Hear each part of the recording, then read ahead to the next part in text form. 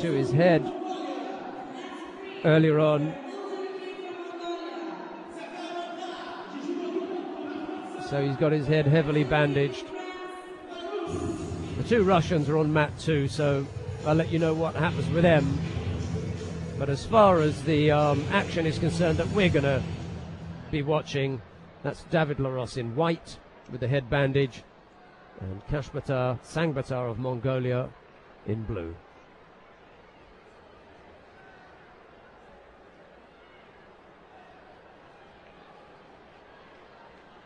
Tsagaanbaatar thinking about the leg grab.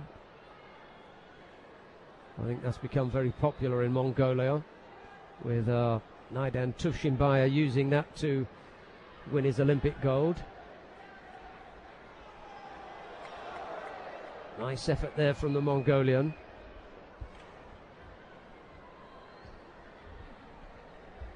And as I mentioned to you earlier on, we're going to be joined by Deborah Grafenstein of the Netherlands.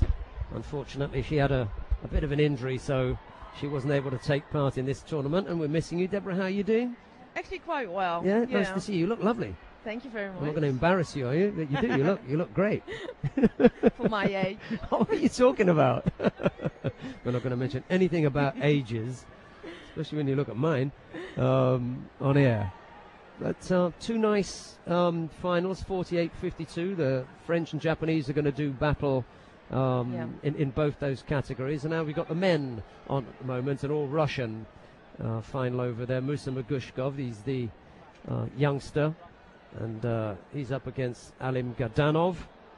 But we're getting the pictures from this semi-final, and this is the Mongolian, Tsagaanbaatar, and up against David Larose. I was just mentioning, as Tsagaanbaatar tries the Morotigari, a bit too high up, really. I was just mentioning that David Larose had a bit of a head injury this morning, so his head is heavily bandaged, and he's almost unrecognizable. You can hardly tell who it is. But it's like it's strength against technique, I think. Yeah. This fight. The Mongolian won his former match against the Japanese on strength. Mm-hmm. He's a strong lad. I mean, he's been up at 73 a couple of times, so coming back down, he's obviously...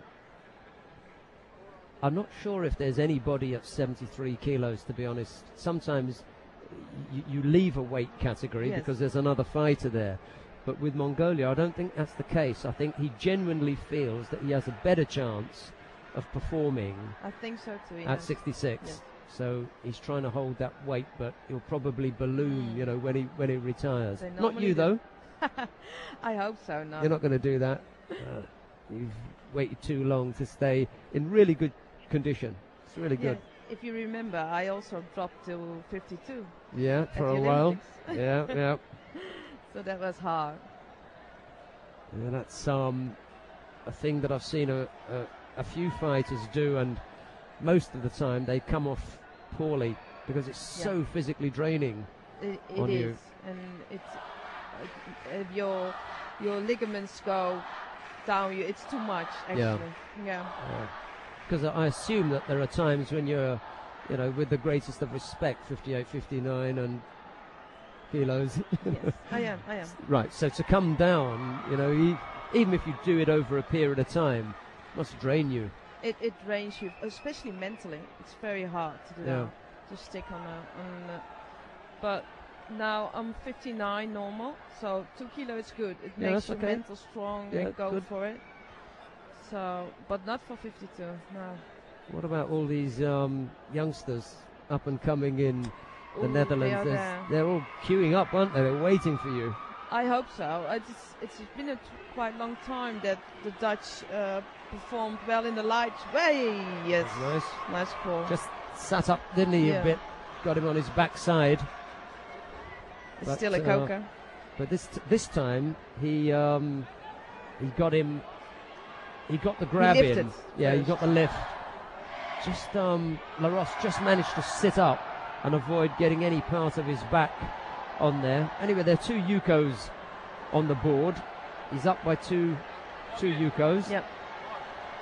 I think one of those was a throw, and the other is the two penalties. Yes. The crowd getting into it because there's no Brazilian on the mat, so they've decided that they're going to do a Mexican wave. Not sure if they call it Mexican wave here. Maybe they call it Brazilian wave. Brazilian wave. A Rio wave. Well, that's the spirit we need now. I can imagine what this place would be like if it was full.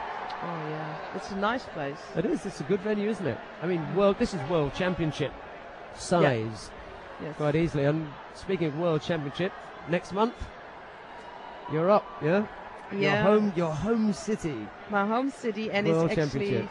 a week after my birthday, and I'd probably be the oldest competitor that day. You know, the man who's going to know, because he knows all of that kind of stuff. You know who it is, don't Yeah, you? I know. Hans van Essen. And he always tells me. I know. It's all facts with him. He sat here once. Numbers, And figures. it's, you know, oh, this one did that, and he did that, and he did this, he won this, and this, how many gold medals, and it's too much.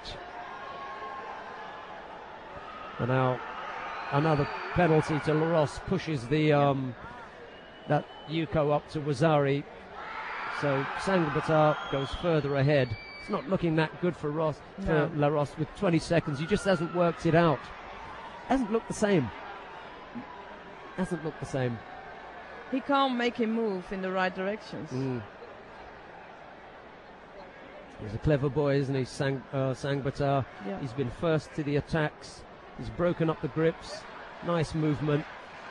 And even if he Stay takes slow. a drop Stay there, slow, yeah. it's not going to make that much difference. He took the gold in Moscow at And he won his fight. Yeah. and he's won that too. So I heard he wasn't even on a draw.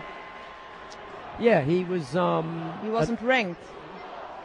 Yes, in here he wasn't. He It was a wasn't mistake. ranked. Yeah. They put him in the draw, and mistakenly forgot to give him a ranking. Yeah. I'm sure that wasn't anyone I know that's sitting next to us.